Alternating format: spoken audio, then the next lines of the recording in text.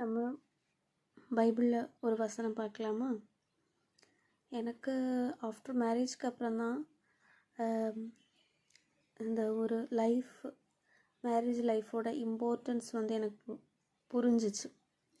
என்னென்னா, ஃபஸ்ட்டு காடு மேக் பண்ணது, இது ஒரு கிறிஸ்டின் தான் இல்லை, இது ஒரு மனுஷனுக்குள்ளே பொதுவே உள்ள ஒரு தான். எப்படின்னா, ஃபஸ்ட்டு ஏசப்பா உண்டாக்குனதே ஃபேமிலி தான், ஹஸ்பண்ட் அண்ட் ஒய்ஃப்ன்ற ரிலேஷன்ஸ் தான். அப்போ இதுக்கு எப்படியுமே என்ன இம்பார்ட்டன்ஸ் இருக்குது லைஃப்பில். அதை நம்ம எப்படி ஜெயிச்சு வர்றோம் அப்படின்னா, பிஃபோர் மேரேஜ் நினச்சிட்டு இருந்த யங்ஸ்டர்ஸ் லைஃப் தான் ரொம்ப கஷ்டம். அதை ஓவர் கம் பண்ணுறது தான் ரொம்ப கஷ்டம். எவ்வளோ டெம்ட்டே வந்தாலும் நம்மளுடைய பரிசுத்தத்தை நம்ம பாதுகாத்து கொள்ளணும், நம்மளோட அந்த பியூரிஃபிகேஷனை நம்ம பாதுகாத்துக்கிறணும் அப்படின்னு. ஆனால் அப்படி கிடையாது, அது கூட தாண்டியாச்சு. ஆனால் ஆஃப்டர் மேரேஜ் நம்ம ஒரு நியூ பார்ட்னர் நம்ம லைஃப்குள்ளே வராங்க. அவங்கள அண்டர்ஸ்டாண்ட் பண்ணி லவ் பண்ணி அவங்களுடைய குறைகளையும் கூட நம்ம அதையும் கூட நம்ம லவ் பண்ணி கடவுளோட அன்பு அவங்களுக்குள்ளே வெளிப்படுத்தணும் அப்படின்றது ரொம்ப ஹார்டான ஒரு விஷயந்தான். ஏன்னா நம்மளுடைய வாலிப நாட்கள் வரைக்கும் எல்லோரும் வருவாங்க, கடந்து போயிடுவாங்க, நியூ கமர்ஸ் வருவாங்க, கடந்து போயிடுவாங்க. பேரண்ட்ஸ் கூட அவ்வளோவா நமக்குள்ளே ஒன்றும் இன்க்ளூட் ஆக மாட்டாங்க. பின்ன நம்மளோட சிப்ளிங்ஸு, ஃப்ரெண்ட்ஸு அப்படி தான் போகும். ஹஸ்பண்டுங்கும்போது அதனாலே ஒரு ஸ்டாண்டர்டு. ஹஸ்பண்டுங்கும்போது நமக்கு ஒரு பகுதி சரீரம், அப்படி தான் பைபிளில் சொல்லுது. இந்த காலத்தில் உள்ள ஹஸ்பண்ட்ஸ்க்கு நான் என்ன சொல்லுவேன் அப்படின்னா, ஒய்ஃப்க்கும் கூட நிறைய வசனங்கள் இருக்குது. எப்படின்னா, உன்னுடைய நல்ல நடக்கையினாலே கணவனுடைய ஆத்மாவை ஆதாயப்படுத்தி கொள்ளலாம், மனைவியினுடைய நல்ல நடக்கையினாலே. பின்ன கணவருக்கு கீழ்ப்படியணும், ஒபே யுவர் ஹஸ்பண்ட்ஸ், எல்லாமே இருக்குது. அதே மாதிரி ஹஸ்பண்ட்ஸுக்கு சில வேர்ட்ஸ் இருக்குது, அதை மனசிலாக்கணும். என்னென்னா, இப்போ ஒரு பொண்ணை கூட நம்ம எந்த வகையிலனாலும், நான் சொல்கிறது மரியாதையாக இருக்கிற பிள்ளைங்களை பற்றி, பொலைட்டாக இருந்து கடவுளுக்கு கீழ்ப்படிஞ்சு நடக்கணும்னு நினைக்கிறாங்களா, அப்படி இருக்கிறவங்கள பற்றி நான் சொல்கிறேன். சும்மா கொஞ்சம் ரகடாக ஒரு உலக பிரகாரமாக இருக்கிறவங்கள பற்றி நான் சொல்ல வரல. என்னென்னா, நல்லா இருக்கிற பிள்ளைங்களுக்கு இருக்கிற ஹஸ்பண்ட்ஸு என்னென்னா, பைபிளில் வசனம் இருக்குது பார்த்தீங்களா? இதோ நீதிமொழிகள் 5:10-18 இருக்குது. உன் ஊற்றுக்கண் ஆசீர்வதிக்கப்படுவதாக, உன் இளவயதின் மனைவியோடே மகிழ்ந்து அவளை நேசிக்கப்படத்தக்க பெண்மானும் அழகான வரையாடும் போல் இருப்பாளாக. அவளுடைய ஸ்தானங்களை எப்பொழுதும் உன்னை திருப்தி செய்வதாக, அவளுடைய நேசத்தால் நீ எப்பொழுதும் மயங்கி இருப்பாயாக அப்படின்னு வசனம் சொல்லுது. இதை தான் உலக பிரகாரமாக சொல்லுவாங்க, வீட்டுக்கார கைக்குள்ளே போட்டு வச்சுக்கோ. இப்போது ஒரு ஹஸ்பண்டை ஒரு ஒய்ஃப் மயக்கிறதுனால என்ன தப்பு? பைபிளில் வசனம் இருக்குது, அவளுடைய நேசத்தால் நீ மயங்கி இருப்பாயாக. ஏன் அப்படின்னா, இந்த இங்கிலீஷில் நம்ம பார்க்கணுன்னா பாருங்கள், as a loving deer under a graceful toy, let her breasts satisfy you at all times, and always be enraptured with her love. For why should you, my son, be enraptured by an immoral woman, and be embraced in the arms of the seductress? இப்போ இந்த லோகத்தில் நிறைய ஒழுங்கினமான பெண்கள் இருக்காங்க. அப்போ உன்னுடைய மனைவி தான் கற்புள்ள கன்னிகையாக நீ தெரிஞ்சு உன் லைஃப்குள்ளே கொண்டு வந்திருக்க, அவளுடைய நேசத்தால் நீ மயங்கி இருக்கணும் தான் பைபிள் சொல்லுது. அப்போ நம்ம அதை தான் நம்ம ஃபாலோ பண்ணோம். பிலீவராக இருக்க ஒரு ஹஸ்பண்டுக்கு தான் நான் இதை சொல்கிறேன். பிலீவர்ஸாக இருக்கிறவங்க, பின்ன என் ஒய்ஃபுக்கு நான் ஹானஸ்ட்டாக இருக்கணும், நான் தவறான வழியில் நான் போயிட்டுருக்கேன் அப்படின்றவங்களுக்கு நான் சொல்கிறேன். ஏன் அப்படின்னா, ஒரு பைபிள் படிக்கிற ஒரு மனுஷனை யாராலையுமே பிளேம் பண்ண முடியாது. எந்த ஹஸ்பண்ட் அண்ட் ஒய்ஃபு ஒருத்தவங்க ரட்சிக்கப்பட்டிருந்தா கண்டிப்பாக அடுத்தவங்களை ஏசப்பா ரட்சிப்பார். அதுதான் நான் பார்த்ததோல. யாராலையுமே நல்ல ஆவிக்குரியவங்களாக்கு நல்ல யங்ஸ்டர் லைஃப்பில் நிறைய பைபிள்லாம் படித்து ஒரு கிறிஸ்துவுக்கு உண்மையாக சிலுவையை தூக்கி கொண்டு அவருக்கு பின்னாடி நடக்கிற அனுபவம் இருந்த யாரையுமே, எந்த ஒரு பர்சனையும் ஒரு ரட்சிக்கப்படாத ஒரு பர்சன் லைஃப் பார்ட்னராக வந்தாலும் அவங்கள பிளேம் பண்ண முடியாது. ஏன்னா அந்த வார்த்தை அவங்களுக்குள்ள இருக்குது. அவங்க ரிலேஷன்ஸு எவ்வளோதான் அவங்கள காயப்படுத்தினாலும் அவங்கள பிளேம் பண்ண முடியாது. ஏன்னா அவங்களுடைய வார்த்தைகள், ஏசப்பாவோட வார்த்தைன்னு சொல்லும்போது அது 7 முறை அக்னினால் புடமிடப்பட்ட வார்த்தை அவங்களுக்குள்ளே இருக்குது.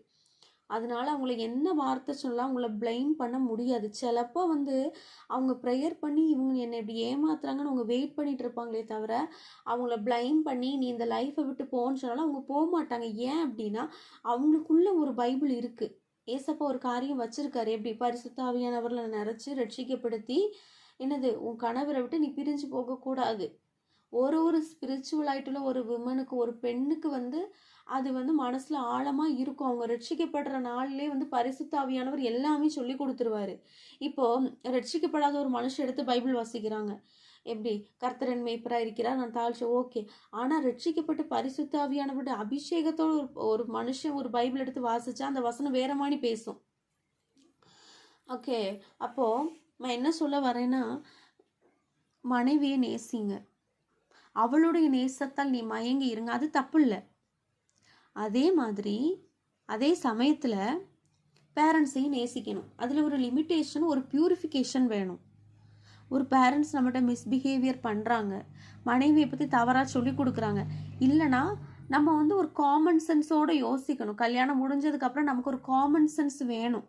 நம்ம இப்போ தான் ஒய்ஃபை கல்யாணம் முடிச்சிருக்கோம், அவளுக்கு ஒரு ஆசைபாசம் இருக்கும், அதை நம்ம மெட் பண்ணி கொடுக்கணும். இமோஷன்ஸாக இருக்கும், மென்டலியாக இருக்கும், அதை வந்து நம்ம என்ன அதை மெட் பண்ணி கொடுக்கணும். அது ஹஸ்பண்டோட ஒரு என்ன ரோல், அது ரெஸ்பான்சிபிலிட்டி. ஹஸ்பண்டால் மட்டும்தான் அதை ஃபுல்ஃபில் பண்ண முடியும். இப்போ உலக பிரகாரமான ஒரு பெண்ணாக இருந்திருந்தா அவங்க வந்து இது சரி நம்ம ஹஸ்பண்டு சரியில்லை இவர்கிட்ட எல்லாம் சொன்னால் நம்ம ஈகோ, நம்ம ஸ்டேட்டஸ் என்ன ஆகுறது, அவங்க ஒரு பாய் ஃப்ரெண்ட் வைப்பாங்க, ஒரு க்ரஷ் வைப்பாங்க. ஆனால் ஸ்பிரிச்சுவலாக இருக்க உமனுக்கு அது எழுதி வைக்கல. ஏன்னா பைபிளில் வசனம் இருக்குது, எப்படி? எல்லாவற்றையும் செய்ய எனக்கு அதிகாரம் உண்டு, ஆனால் எல்லாம் தகுதியாயிராது. எல்லாவற்றையும் செய்ய எனக்கு அதிகாரம் உண்டு, ஆனால் எல்லாம் பக்தி விருத்தியை உண்டாக்காது. இவங்க ரட்சிக்கப்பட்டு இவங்க அழைக்கப்பட்ட அழைப்புக்கு பாத்திரவான்களாம் ஓடிட்டு இருப்பாங்க. இவங்க லைஃப்ல இடைக்கு வர்றவங்க ரட்சிக்கப்படாத ஒரு ஹஸ்பண்டோ ஒய்ஃபோ வந்துருவாங்க. அவங்கள நிமித்தமா இவங்க இவங்களுடைய பந்தய பொருள் இழந்து போக முடியாது. அவங்க ஜெபிக்க தான் முடியும். ஃபஸ்ட்டு நான் என்ன சொல்றேன்னா, ஒரு மனுஷனுக்கு வந்து பிசிக்கல் நீடு தேவை. ஏசப்பா என்ன சொல்றாங்க? பரிசுத்தமான சந்ததியை பிறப்பிக்கும்படியே திருமணத்தை நியமித்தேன் தான் பைபிள்ல வசனம் இருக்கு. பரிசுத்தமான சந்ததி, அந்த பரிசுத்தமான சந்ததியை பிறப்பிக்கும்படியே திருமணத்தை நியமித்தேன். வேசித்தனம் இல்லாதபடிக்கு திருமணத்தை நியமித்தேன்னு பைபிள்ல வசனம் இருக்கு. அப்படி இருக்கும்போது இதெல்லாம் தெளிவாக படித்த ஒரு ஆள் எப்படி பிளைம் பண்ணிட்டு ஹஸ்பண்டை விட்டு போயிரு, அவன் சரியில்லை, எப்படி போக முடியும்? முடியாது. அதே மாதிரி ஹஸ்பண்ட்ஸ் வந்து மனசில் ஆக்கணும், காமன் சென்ஸோடு இருக்கணும். நம்ம ஒய்ஃபு நம்மளை நம்பி வந்துட்டாங்க, அதுக்காக ஃபுல்லாக வந்து ஒய்ஃபையும் வந்து நம்பி நான் உனக்காக எங்கள் அம்மா அப்பா, அப்படி கிடையாது. அம்மா அப்பா விட்டுட்டு வான்னு சொல்கிற ஒய்ஃப் வந்து நல்லவங்க கிடையாது. அதே டைமில் நான் என்ன சொல்கிறேன்னா, கல்யாணம் முடிச்ச புதுசில் அந்த புது மணவாளன் மணவாட்டியினுடைய அன்பை வந்து தனியாக விட்டுறணும். அந்த டைமில் வந்துக்கிட்டு எப்பா எனக்கு உடம்பு சரியில்லை, என்னைய வந்து பாரு, நான் தான் தெய்வம், நான் தான் கடவுள், அப்படி பிளைம் பண்ணக்கூடாது. அது தப்பு. நான் ஒரு ப்ரீமெரிட்டல் கோர்ஸ் கவுன்சிலிங் வைக்கும் போதும் அந்த கப்பிள்ஸ்க்கு வைக்கிறதோடு கூட பையனோட பேரண்ட்ஸ்க்கும் கூட அது வைக்கணும். இது பேசிட்டே போனால் நிறைய போகலாம். ஆனால் வந்து நான் முதலாவது நான் என்ன சொல்கிறேன்னா, உங்கள் ஒய்ஃபோட நேசத்தினால நீங்கள் மயங்கி இருங்க. ஏன்னா இந்த உலகத்தில் டென்ஷன், வேலைக்கு போனால் டென்ஷன், அங்கே ஒரு 4 பேர் 4 மணி பேசுவாங்க, வெளியில் போனால் ஒரு கடைக்கு போனால் ஏதாச்சும் ஒரு இது நம்மளை 4 பேர் இரிட்டேட் பண்ணிகிட்டே இருப்பாங்க, பொறாமப்படுறவங்க இருப்பாங்க. ஆனால் ஒய்ஃப் மட்டும்தான் ஈசப்பா என் கணவர் நல்லா இருக்கணும், என் கணவர்னு, ஏன்னா அவங்களோட பகுதி சரீரம், அவங்க மட்டும் தான் நல்லது நினைப்பாங்க. அதனால கணவரோட வந்து நேசத்தால் மயங்கி இருக்கிறது வந்து தப்பு கிடையாது.